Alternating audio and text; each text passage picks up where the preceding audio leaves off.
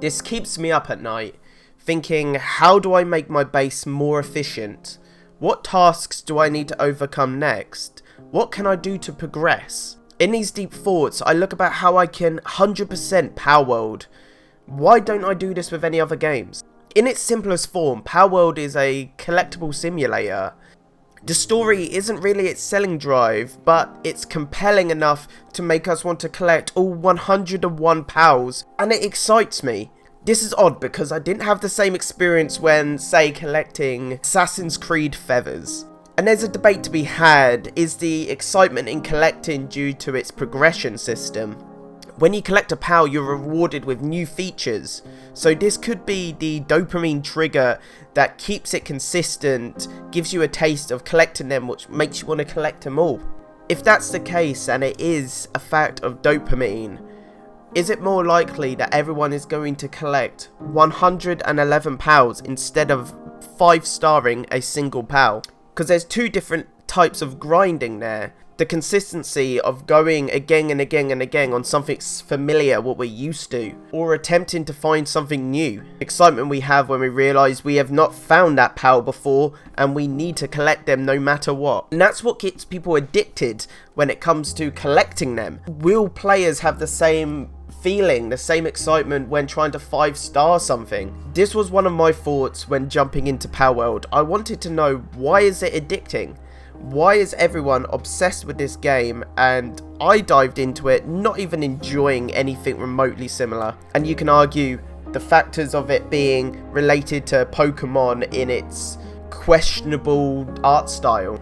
But regardless of all those controversies, the fact of it is, you sat and played the game, and you probably played it for a good chunk of time. For me personally, I sunk over 50 hours into the game. I can say I'm officially done with it now. I'm put the controller down, that's me, over. I was addicted and I enjoyed the experience, and why is everyone captivated to play this game? Another aspect of the game that was addicting was the micromanagement systems. Finding a location to place your base, using the right pals to optimize all resources, finding out the best ways to position your chests so they don't have to run as far. All of these little twerks was what made me really enjoy the game. I was watching YouTube videos on how to do the best efficient bases, and we call that term min-maxing. Minimal effort for maximum results in an optimization. So for what we do is we select a place that has a large amounts of ores, we use the most efficient pals to collect them, and then it seems to work by itself, passively generating ores so you never need to worry about them. And this was addicting, and it was funny because my partner would be triggered because I'd wake up in the middle of the night needing to organize my chests, because that kept in my brain. I couldn't go to sleep until I knew everything was in its right place. I don't do that outside of the world, just FYI. This is just in Palworld. So then we go back to the topic at hand. So I said, why is the game addicting? I enjoyed it for its management systems, not so much on the collecting side of things. Once I had a strong enough pal and a strong enough roster, I was good to go. I didn't need to go and collect anything more than once. That sense of more than once though is interesting, because I would discover a new pal and I would know that regardless I would need to go and collect it, because I don't have this one.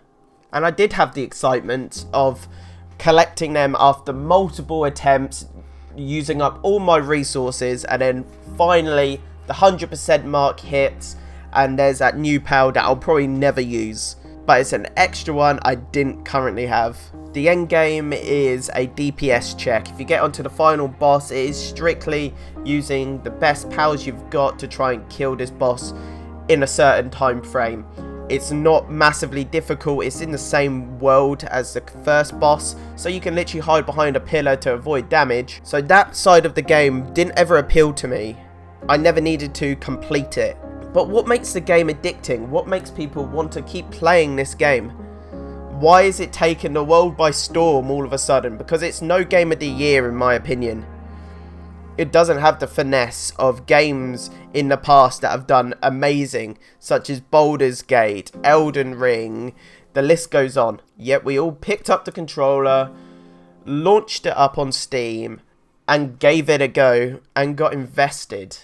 Why do you think that is? My personal thoughts is it's the dopamine effect. Like we've gone through at the beginning of this video, satisfaction of exploring the world, discovering new pals, unlocking new items, keeps you engaged. Creating a base where you don't have to do anything because your pals do it for you. Exploring the world, coming back to all your resources generated. Creating that beautiful base that you desire. All these things captivate us as a player and could be a source of addiction. But why did we stay in the game? Why did we not want to leave? And what's going to make us return? As we know, it's getting updates and being recently signed with Microsoft. So fingers crossed the longevity of this game is going to be good. So the obvious one would be, would they create new generations of pals? Would the world get bigger? Would the fights be more diverse and there'll be bigger and better bosses? Is there raids that you will need multiple players to fight in? What will bring us back to Palworld after the experience wears off? What was addicting? What's addicting about Pokemon Go? What's addicting about Pokemon itself? Why do people still play these games? I don't know the answer to. I can only say my experiences and what I think coming from my thoughts. Leave your thoughts down below in the comments. I would like to know why you think it's addicting. What makes players want to come back to these worlds and catch them all?